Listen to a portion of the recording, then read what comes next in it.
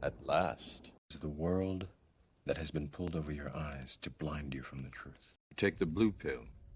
The story ends. You wake up in your bed and believe whatever you want to believe. You take the red pill. You stay in Wonderland.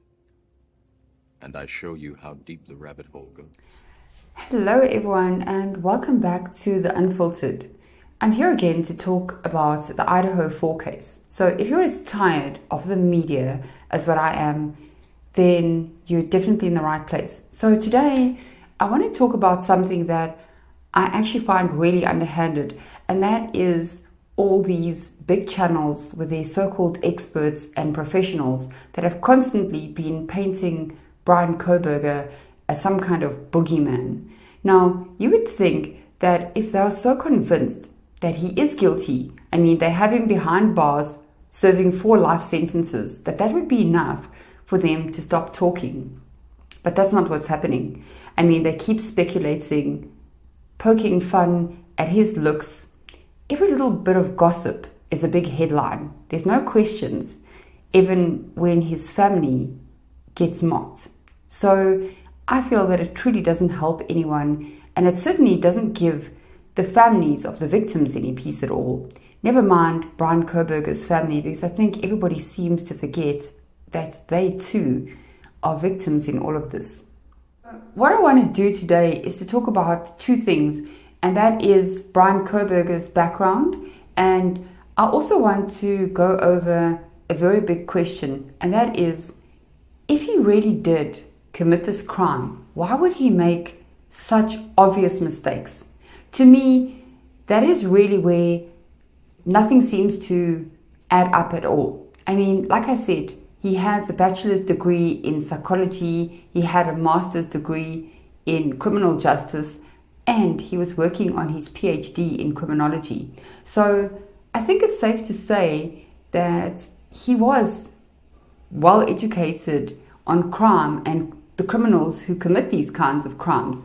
So the media kind of makes it seem like this is the very thing that gave him insight on how to commit this crime.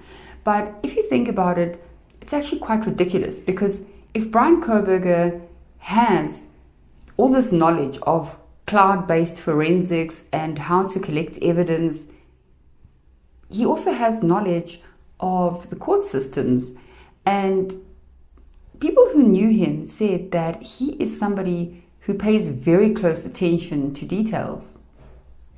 Bryan Kohberger was born in Pennsylvania in 1994. His dad, Michael, was very proud of him. When Bryan was growing up, I mean, he wasn't really very academic or anything like that. He was kind of a very mediocre student. But after high school, he went to a local community college, and that is where things really started to change for him. Because once he got his coursework, he actually became very ambitious. He started to excel, and he eventually transferred to the nearby DeSales University. This is where he earned his bachelor's in psychology. Then he switched to criminal justice for his master's, and he got accepted into Washington State University's doctoral program, which is quite a big thing. And for Michael, he was a man who had basically never gone to college himself. So this was quite huge, and he was very proud of Bryan, that he was already referring to his son as Dr. Bryan Christopher Kohberger. Now, his mom, Mary Ann, well, she worked with special needs students in Pennsylvania. And I mean, that is definitely not an easy job at all. It's very demanding, and it takes a lot of patience to work with special needs children. You would require a lot of attention to detail. Michael, his father, worked as a janitor in the same district. Now, Michael was a very quiet man, and it said that the family went through a lot raising Bryan. Life wasn't very easy for him. I mean, he was basically bullied as a child. Other children often picked on him for being overweight and for being different. And I think if any of you have ever been bullied, you'll know that that kind of childhood, well, it does leave a lot of scars on you. And in Bryan's case, I think it made him very cautious and very observant, and it also made him very withdrawn.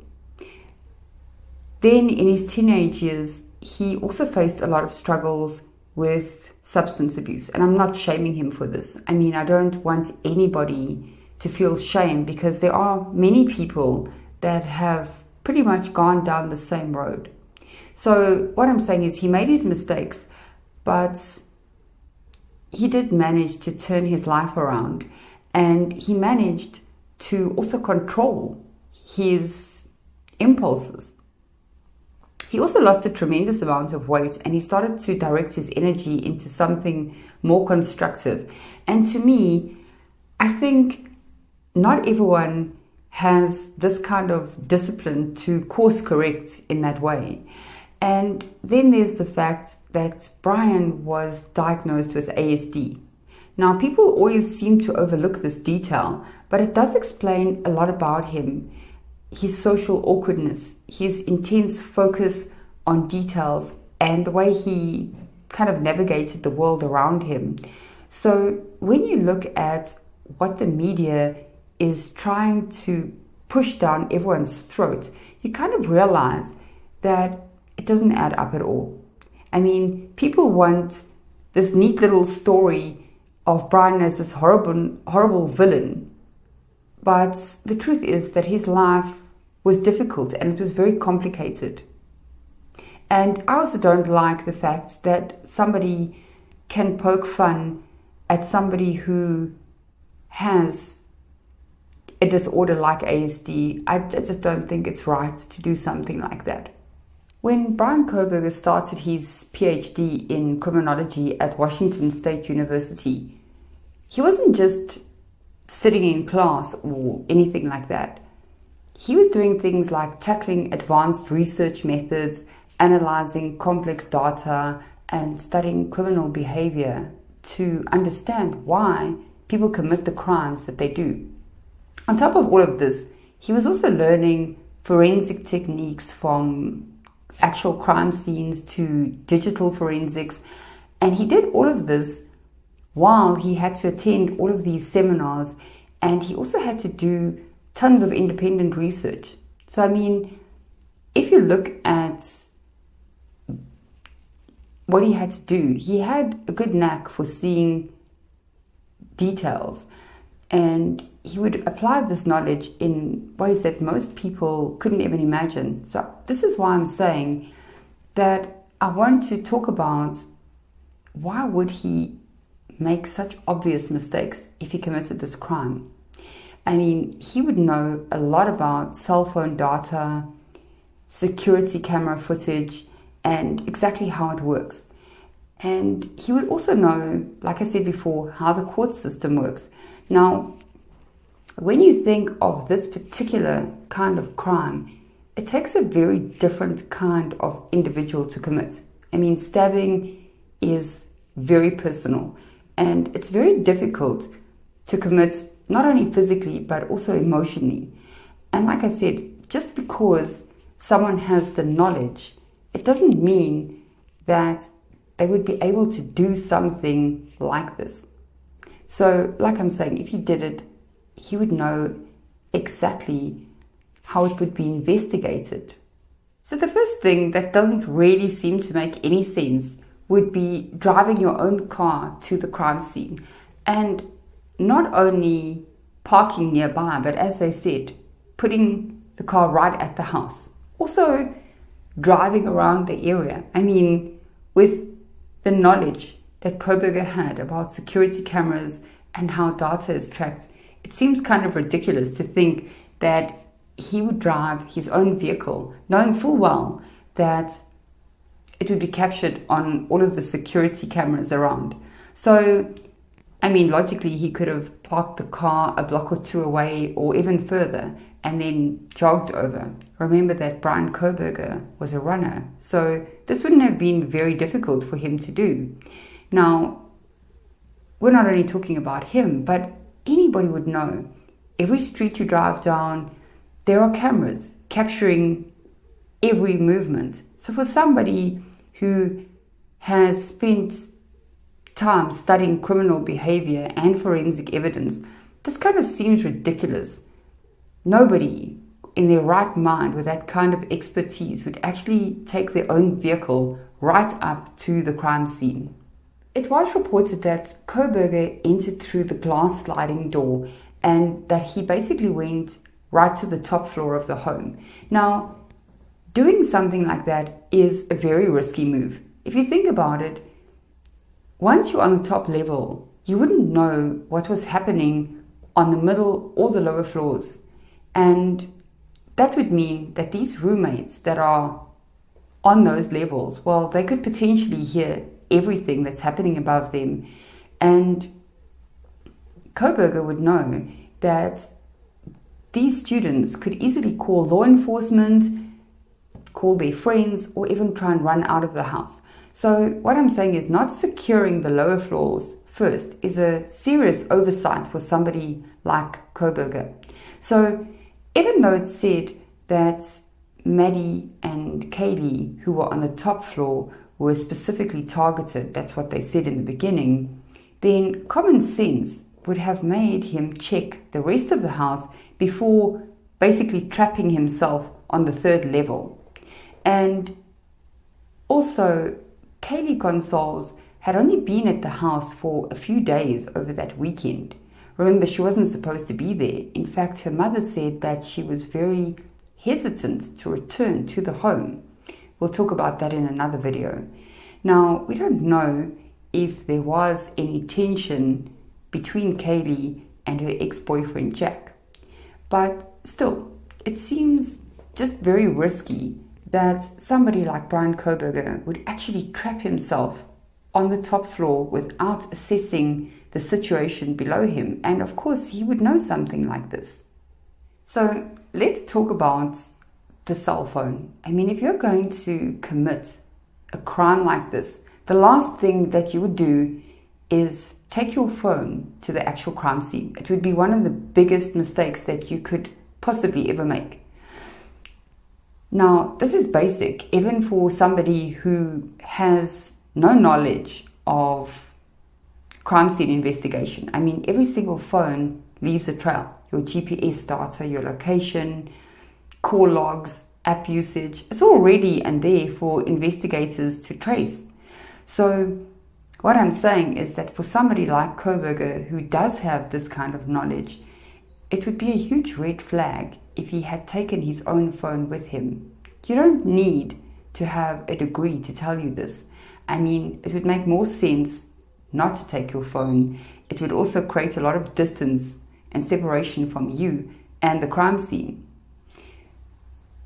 Even better, with this kind of knowledge, somebody like Kohberger would have known to use a burner phone, something that would not be tracked back to him. Another thing is that phones don't just record exactly where you are, they also record how long you've been in a certain place, who you contacted, and even what kind of apps you've used while you were there. So what I'm saying is that for somebody that clearly understood how investigators analyze all this digital evidence, it wouldn't make sense to go there with his own phone. So I also want to talk about the knife sheath, because that was the only piece of crucial evidence in the entire investigation. So somebody like Kohberger, well, he wouldn't basically stroll into the house holding a knife in one hand and the sheath in the other. I don't believe that, not for a second. I mean, that would leave him no free hands to control the situation or to manipulate anything. So let's say that this sheath was attached to his belt, and that does seem a more reasonable explanation because it would be much more secure. But still, can you imagine that this sheath came loose during this struggle that went on? The belt would have broken, the sheath would have fallen off, and it would be lying right where Kohberger could have seen it. And I say that because somebody who is as detail obsessed as what he is, well, he would immediately notice that the sheath has fallen off. So another theory that keeps popping up in the media is that Bryan Kohberger supposedly drove back to the house the morning after the crime. This was either to retrieve the knife sheath or to see what was going on. Now, this is just crazy, because if he had committed this crime, then why on earth would he risk going back? I mean, he would know that by this time, returning to a crime scene where investigators are already very active, where there are cameras that could pick up his movements, it just doesn't make sense. I mean, if his intention was to see what was happening, then all he would have needed to do was to park a safe distance away and far enough away that he wouldn't be seen or noticed.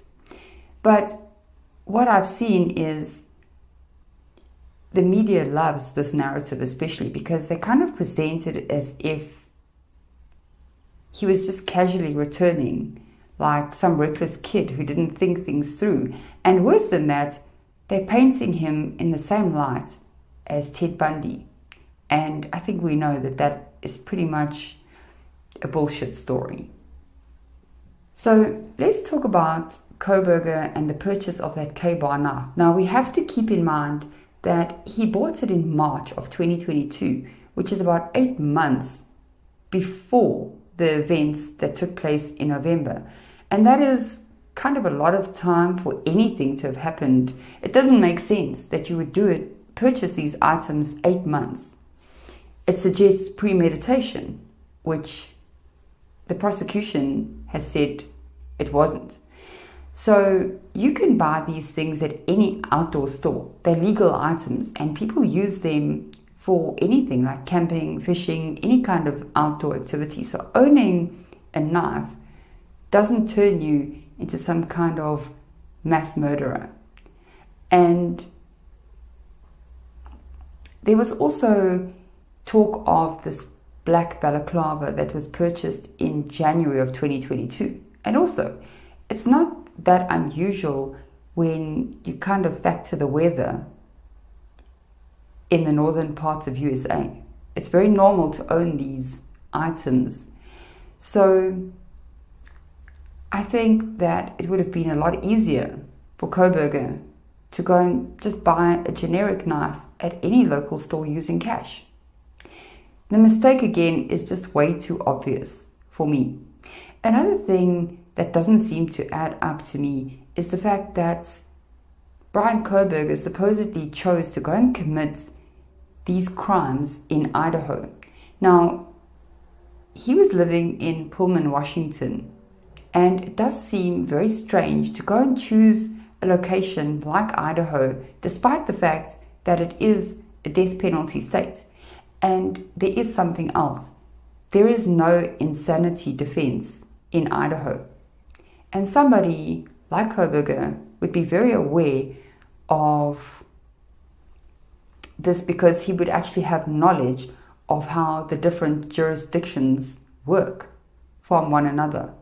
The thing that really sticks out in my mind is the fact that 2 witnesses were left behind. Now, you would think that Kohberger, knowing what he knows, would know how dangerous it is to leave a witness behind. He would understand that even any small detail could place him right at the scene and destroy his entire defense.